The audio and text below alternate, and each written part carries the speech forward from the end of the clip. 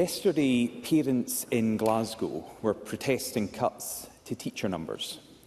They say they're fighting for their kids' education because these cuts will make it, in their words, impossible for schools to support pupils properly. In Glasgow, over 100 teachers have already gone, and it's proposed that number will rise to 450. Across Scotland, teacher numbers have declined for 2 years running. And a new Scottish Government report, published this week, suggests that the SNP may abandon their manifesto pledge to increase teacher numbers by 3,500. The First Minister made that promise when he was Education Secretary. So will he be honest with pupils, parents and teachers today? Is he going to stick to his promise to increase teacher numbers by 3,500 in this Parliament? First Minister. Presiding Officer, the commitments that have been given by the Government in relation to teacher numbers are commitments that have been given in good faith to strengthen the provision of education in Scotland. And I want the Government to work with our local authority partners to deliver on those commitments. But of course, the approach that we take is hugely dependent on the resources that we have available. The Government has obviously taken steps to expand the resources that we've got available to us. If the Government had not taken the tax decisions, for example, it had taken, we would be over £1 billion worse off in relation to the funding that we have available. But I have to answer directly Mr Ross's question about the challenges we face in the public finances due to the pressures of inflation and the persistence of austerity that is framing public expenditure from the United Kingdom Government. But I assure Mr Ross and parents, most importantly in the City of Glasgow and around the country, of the Government's commitment to sustained investment in education and to maximise the investment we can make available. Douglas Ross. Of course, that wasn't my question. The question was very specific on a specific pledge, not made by any other SNP MSP, but made by the First Minister. He was the Education Secretary who went to the country and told people, vote for the SNP, trust me, and we will increase teacher numbers by 3,500 in this Parliament.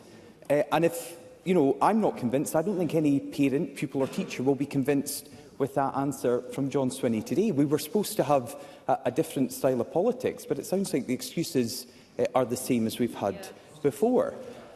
And sadly, John Swinney's record in education is one of broken promises. He introduced a flagship education bill that could have improved standards, then he abandoned it. He promised a free laptop to every child. That never happened. 3 years ago, the SNP said that Education Scotland would be reformed. Nothing happened. The government he served in promised the SQA would be replaced. It's still there. So on teacher numbers, can he just give a straight yes or no answer? Is he going to stick to his own pledge to increase teacher numbers across Scotland by 3,500 in this Parliament, or will it be more of the same broken promises from John Swinney and the SNP? First Minister. On the question of education delivery, let me just put a few things on the record of what this Government has achieved. When we came to office in 2007, 63% of children and young people were being educated in good or satisfactory buildings. That figure today is 93%. 93%. It's a transformation of the educational estate in Scotland. We have allocated £145 million to support the recruitment of teachers in partnership with local government. So these are some of the things that we have delivered. The reform programme in Education Scotland and in the Scottish Qualifications Authority is being implemented. But obviously these are issues that I've just come back into office, so I'll be looking very carefully at the progress that's been made in this respect, because I've not been on this front bench for 12 months or so I'll be getting much closer to all of that. But on the question of the commitment to 3,500 teachers, I want to be absolutely clear with people in Scotland today. We face very significant financial pressures in Scotland in our public finances. So the perspective on the public finances has deteriorated because of the effect of austerity, because of the cuts that have been made in public expenditure, and also because of the very significant inflation that we have had to wrestle with, which has resulted in teachers, for example, becoming the best paid teachers in the United Kingdom as a consequence of our decisions.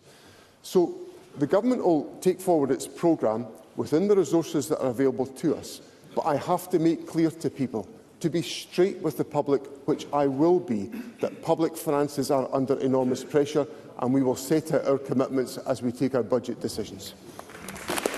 Douglas Ross. I'd quite like John Swinney to be clear and straight with this Parliament and just answer a question. I'll ask it for a third time and hopefully get a response. John Swinney, as Education Secretary, made a pledge to voters across Scotland that vote for him and vote for the SNP, they would increase teacher numbers across Scotland by 3,500 over the course of this Parliament. Is that going to happen, yes or no? A clear and straight answer from John Swinney is what's needed, because he has been Education Secretary in a previous government. From 2016 to 2021, he was Education Secretary of Scotland. And during that time, education was supposed to be the SNP's top priority.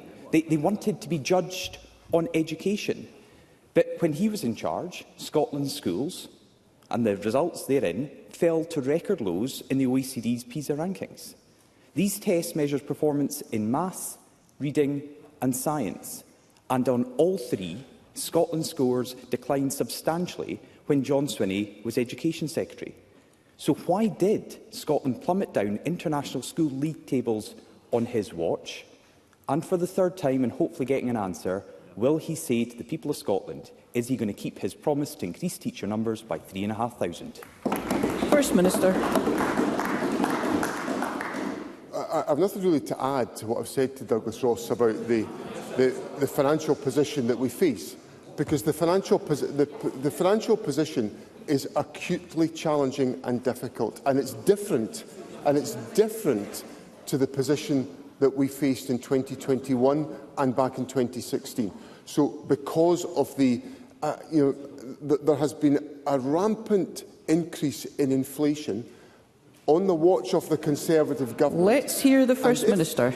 And if inflation rises, and this is Mr. Hoy. This is elementary arithmetic, Mr. Hoy, and we're going to have to go through some elementary arithmetic to help you out here with the understanding the answer.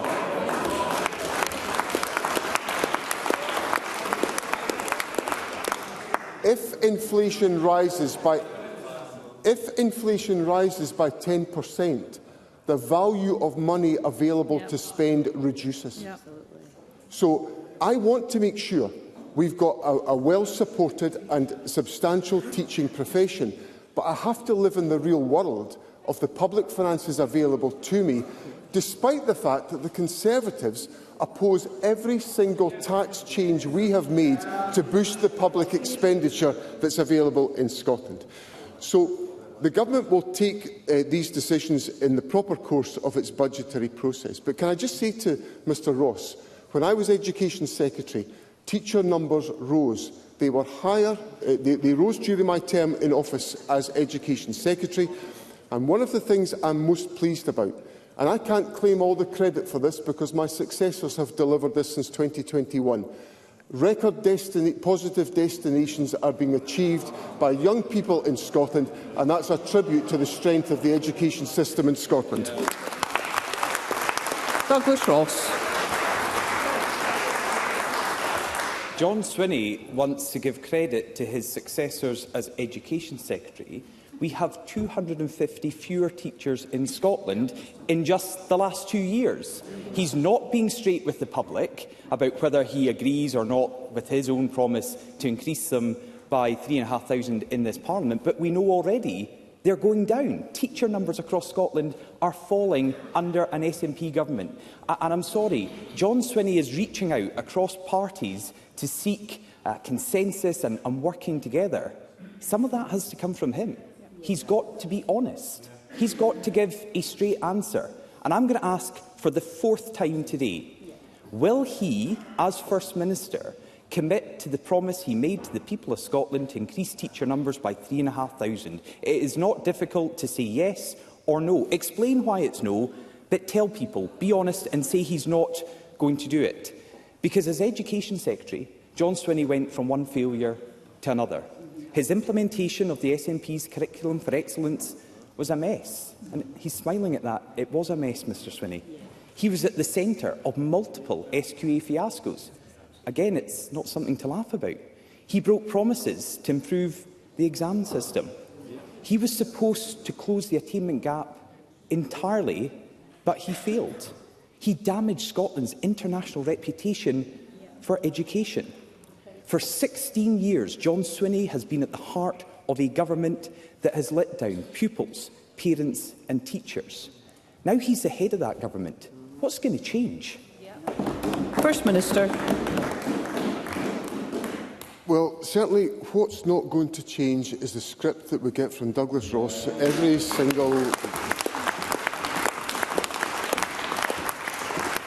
So let's just talk about some of the achievements that were made in education today on the most recent data. Record levels of literacy and numeracy attainment at primary school and improvements in secondary were recorded in the Curriculum for Excellence data on the 12th of December.